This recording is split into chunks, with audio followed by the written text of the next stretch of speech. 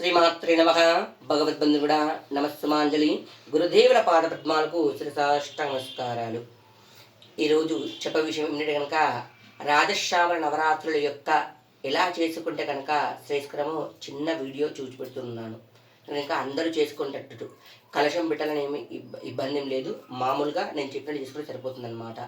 ఎవరైతే మొట్టమొదటి చెప్తూ ఉన్నా విద్యలో ఇబ్బంది పడుతూ ఉన్నవారు, వ్యాపారంలో ఆటంకం జరుగుతూ ఉన్నవారు, ఆగిపోయిన పనులు జరుగుతున్న వాళ్ళు, ఉద్యోగంలో ఇబ్బంది పడుతూ ఉన్నవారు, పై స్థాయికి చేరుకోలేని వారు, అంతేకాకుండా మీరు మాట విలువ గౌరవాలు తగ్గుతున్నవారు ఖచ్చితంగా ఈ నవరాత్రులు జరిపించారనుకో ఎదుగుదల మంచిగా ఉంటుంది.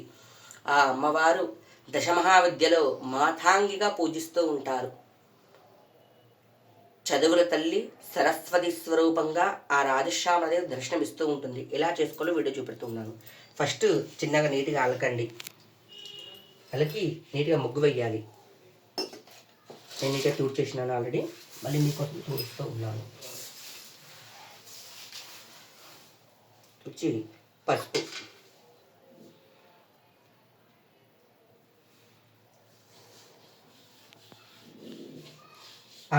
జగధాంబిక జగన్మాత శరణ్నవరాత్రులు అందరికీ తెలుసు.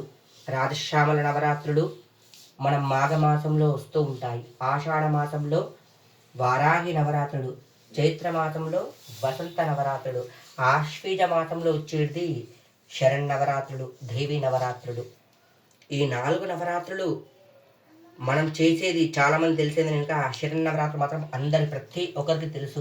కానీ ఈ 3 నవరాత్రులు చాలా కొద్ది మందికి మాత్రమే తెలుసు. ఇలా నీట్గా అలకండి. అలకి పంచవర్ణ ముగ్గు పెట్టండి. ఇలా మంచిగా ముగ్గు వేసుకోండి.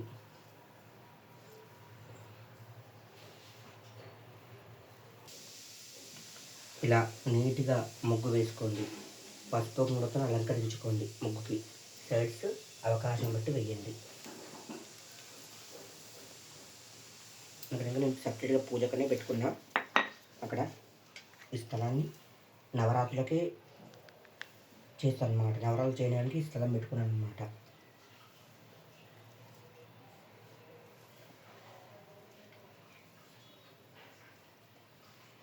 నిత్యదేవుల పూజ పైన అవుతూ ఉంటుంది. మాత్రం అమ్మవారి నీటిగా అలంకరించుకోండి. అలంకరించుకొని గ్రీన్ కలర్ అంటే కనుక ఆకుపచ్చ వర్ణంలో ఉండేది ఏవైనా అమ్మవారికి ప్రీతికరమే. పువ్వులు కానీ పండ్లు కానీ ఏవైనా సరే ఎక్కువ ఆకుపచ్చలో ఉండే ప్రయత్నం చేయండి. ప్రసాదాలు కూడా.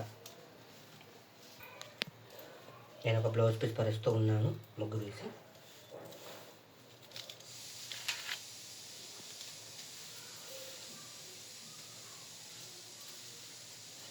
నేను ఒక ఫోటో పెట్టాను, 2 ఫోటోలు పెడతాను అనమాట.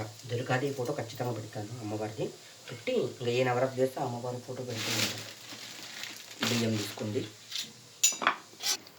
చిత్రపటం పెట్టినకి కలశం పెట్టేవాళ్ళు కలశం పెట్టుకునేకి బియ్యం తగ్గట్టు బియ్యం పోసుకోండి. ఇలా 5 సార్లు పోసినా సరిపోతుంది అనమాట. లేదు కిలంబో పోసినా మంచిది. నీటిగా అలంకరించుకోండి. అలంకరించుకొని అక్కడ జ్యోతి పెడతారు కదా, ఒక ఇత్తడి ప్లేట్ తీసుకోండి. ఇక్కడ 9 రోజులు కదా ఆయిల్ కారకుండా ఉంటుంది. తీసుకొని అందులో 2 తమలపాకులు పెట్టండి. ఉత్తరాన్ని చూసినట్టు పెట్టండి తమలపాకులు పెట్టి తమలపాకుల పైన గొప్పటి బియ్యాన్ని పోయండి.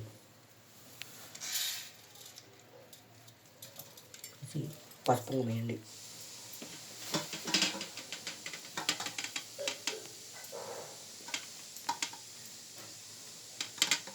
తరబెదలకు ఆల్రెడీ పసుపు రాసి బుట్లు పెట్టి పెట్టాను.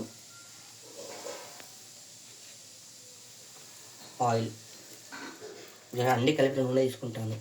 కొబ్బరి నూనె, నువ్వుల నూనె, ఆముదం నూనె, కొన్ని సుగంధ ద్రవ్యాల పొడి వేసి పెడతాను అనమాట ఆయిల్లో.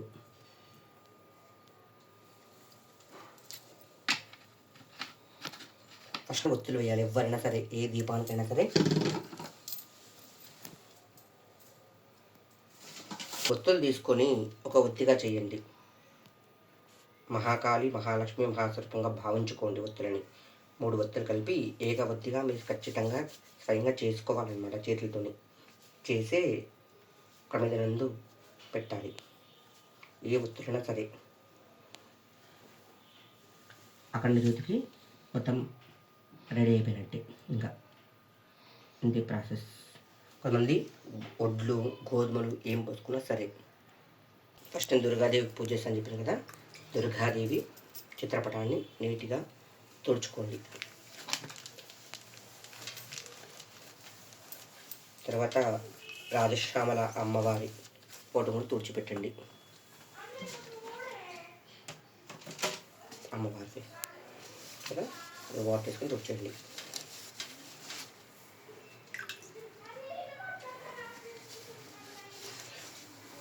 నేను గంధంలో కొద్దిగా సుగంధద్రవ్యాల పొడి, గంధము, శ్రీగంధము, కొద్దిగా పచ్చకర్పూరం వేసి రోజ్ వాటర్తో మాత్రమే తోడుస్తూ ఉండాలి. దేవుని బొట్లు పెడుతూ ఉంటాను. అంటే ఇప్పుడు ఖచ్చితంగా రోజ్ వాటర్ వాడతాను అనమాట. వాడితే ఎందుకంటే సుగంధ ద్రవ్యాలు కదా, సుగంధమైన వాసన వస్తుంది కాబట్టి రోజ్ వాటర్ వాడండి. మీరు కూడా అవకాశం ఉన్నవారు. బొట్లు పెడుతున్న చిత్రపటాలకి, అమ్మవారి చిత్రపటాలకి బొట్లు నీట్గా అలంకరించుకోండి. నెలవంక చూసారు కదా ఎంత అందంగా కనబడుతూ ఉందో. జగన్మాత జగజ్జనని సరస్వతి స్వరూపం మాతాంగి ఆ అమ్మవారికి మనసా వాచాకర్మణ ఎవరైతే పూజిస్తూ ఉంటారో ఆ అమ్మ కరుణాకటాక్షాలు సిద్ధిస్తూ ఉంటాయి. అంతేకాకుండా మీరు ప్రాతకాలంలో సూర్యోదయం మునిపే పూజ చేయాలి. అస్తమించినాక మళ్ళీ చేయండి పూజ. 2 పూజలు చేయండి పూజ ఖచ్చితంగా. లేదు ఆఫీస్ పర్పస్ బిజీ ఉన్నారు, ఇబ్బందికరంగా సమస్యలాగా ఉంది ఏమనంటే కనుక సాయంకాలం పూట అంటే 8, 9 అయినా సరే చేసుకోవచ్చు. అమ్మవారికి నేను పసుపు ఖచ్చితంగా పెడతానమాట. మీరు పెట్టుకోవాలి. ఇంకా అమ్మవారి పసుపు కుంకుమ ప్రతినిత్యం కూడా అమ్మవారికి నీటిగా అలంకరించుకోండి. రాజశ్యామలది ఫోటో చిత్రపటాన్ని కూర్చోబెడుతున్నాను. దుర్గాదేవి ఫోటో కూడా అలంకరించుకుంటాను అనమాట. విధంగా ఈ వేలుతోనే దేవునికి మాత్రం బొట్టు పెట్టాలి. ఈ వేలు మనం పెట్టుకోనికే, ఇది పితృదేవతలకు పెట్టినకి, బయట వాళ్ళకి పెట్టినకే ఈ వేలు వాడండి. గంధం ఉంది కదా, గంధంతో అలంకరించుకోండి ఫస్ట్. తర్వాత ఒక క్లాత్కి ఉంది కదా, క్లాత్కి గంధం తుడిచేసి మళ్ళీ ఇదే వేలుతో బొట్టు పెట్టింది దేవునికి. ఉంగర వేలు ఉంటుంది కదా, ఉంగర వేలుతో పెడితే చాలా శ్రేయస్కరం. మనం మాత్రం మధ్య వేలుతోని, పితృదేవతలకు మాత్రం చూపుడు వేలుతోని, బయట వారికి మాత్రం బొడ్డుమే వేలుతోని పెట్టాలి బొట్టు.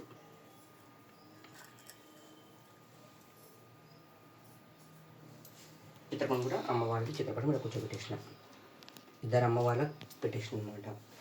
లలితాదేవి స్వరూపంగా భావిస్తూ మాతాంగి అమ్మవారిగా భావిస్తూ రాజశ్యామలాదేవికి గ్రీన్ కలర్ అంటే కనుక ఆకుపచ్చ వర్ణం అంటే కనుక చాలా చాలా ప్రీతికరమైంది. కాబట్టి పువ్వులతో ఆకులు వేసి అల్లింది. దవనం అంటారు కదా, దవనంతో అలిపించారు. అంతేకాకుండా తులసి మాల అమ్మవారికి కదా, అమ్మవారు జగన్మాత తులసి మాల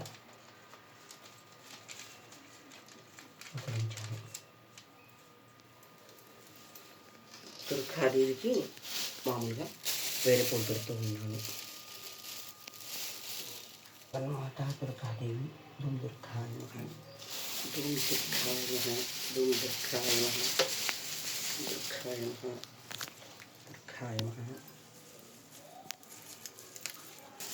దుమ్ దుర్గాయ నమః. జగన్మాత సర్వేశ్వరి సదాశివకరం.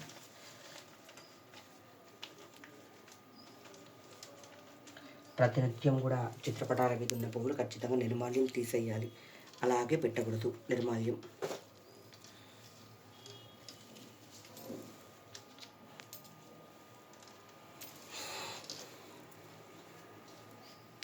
అమ్మవారిని నీటిగా పూలతో అలంకరించుకోండి.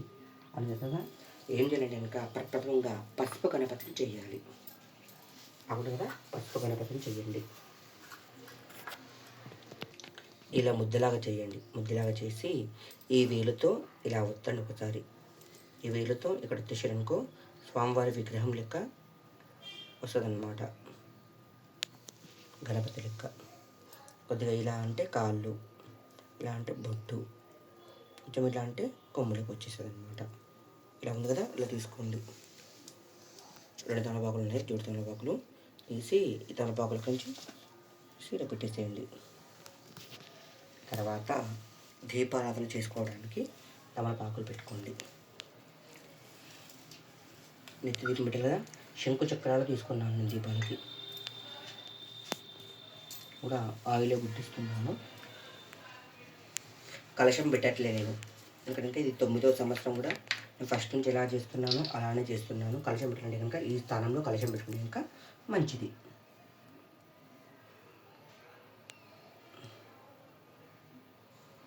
ప్రతినిత్యం కూడా దీపారాధన ఖచ్చితంగా 2 పూటల వెలిగించాలి దీపాన్ని.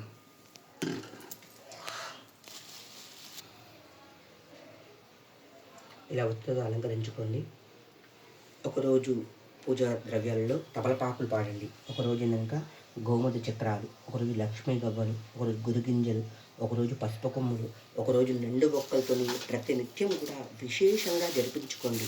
ఇవన్నీ కూడా ఏం చేయాలనేది చెప్తాను. ఏం చేయాలి కనుక ఈ 9 రోజులు ఆ ద్రవ్యాన్ని తీసుకొని మీరు గృహం నందు ధనం పెట్టుకున్న చోట పెట్టుకున్నట్టు ఖచ్చితంగా మీకు ఎదుగుదల అనేది ఖచ్చితంగా ఉంటుంది అన్నమాట. అమ్మవారి అనుగ్రహం మీపై ఉంటుంది. ఇలా చీరని తర్వాత వీడియోలో చేపడుతూ ఉంటాను. ఇప్పుడు మాత్రం ఏం చేయాలి కనుక పండ్లతోని గ్రీన్ కలర్ పండ్లు, ఆచమన్య పాత్ర, కలశ పూజల నీళ్ళు, పసుపు, గంధము, కుంకుమ, అక్షంతలు, ఏకహారతి, దీపారాధన చేయడానికి పువ్వులు, తమలపాకుల అష్టోత్తరానికి, అమ్మవారి నైవేద్యానికి కొబ్బరికాయ, పండ్లు ప్రాతకాలం చేస్తున్నాం కదా, ఇవి మాత్రం పెడుతూ ఉన్నాను. తర్వాత వీడియోలో అమ్మవారి పూజా విధానం ఉంటుంది. మీరు చేసుకోకున్నా సరే ప్రతినిత్యం కూడా నేను చెప్పినట్టు మీరు ఆ విధంగా చేసుకున్నా కూడా ఆ అమ్మవారి అనుగ్రహ కృపాకటాక్షాలు మీపై ఎల్లవేళలా ఉంటాయి. లేదు మూలమంత్రం కావాలని కనుక ప్రతి ఒక్కరు కామన్ పెట్టండి. కామన్ పెట్టిన వారికి మాత్రమే నేను ఖచ్చితంగా మూలమంత్ర ఉపదేశం అనేది ఇవ్వడం జరుగుతూ ఉంటుంది. రాజశ్యామల అమ్మవారి మూలమంత్రం ఉంటుంది అనమాట. మూలమంత్రం ఎవరైతే కావాలని కోరుకుంటూ ఉన్నారో ఆ మూలమంత్రం ఖచ్చితంగా అందరికీ ఇవ్వబడును. కావున ఎవరైనా సరే భక్తి భావంతో నవరాత్రులు జరిపించుకుంటూ ఉన్నారో ఆ జగదాంబిక జగన్మాత కృప ఎల్లవేళలా అందరిపై ఉంటుంది. శ్రీమాత్రే నమః. లైక్ కొట్టండి, షేర్ చేయండి, సబ్స్క్రైబ్ చేయండి. జగదీశ్వరి అనుగ్రహ కృపాకటాక్ష వీక్షణ సిద్ధిరస్తు. శ్రీమాత్రే నమః. ఓం శ్రీ రాజశ్యామల దేవ్యై నమః.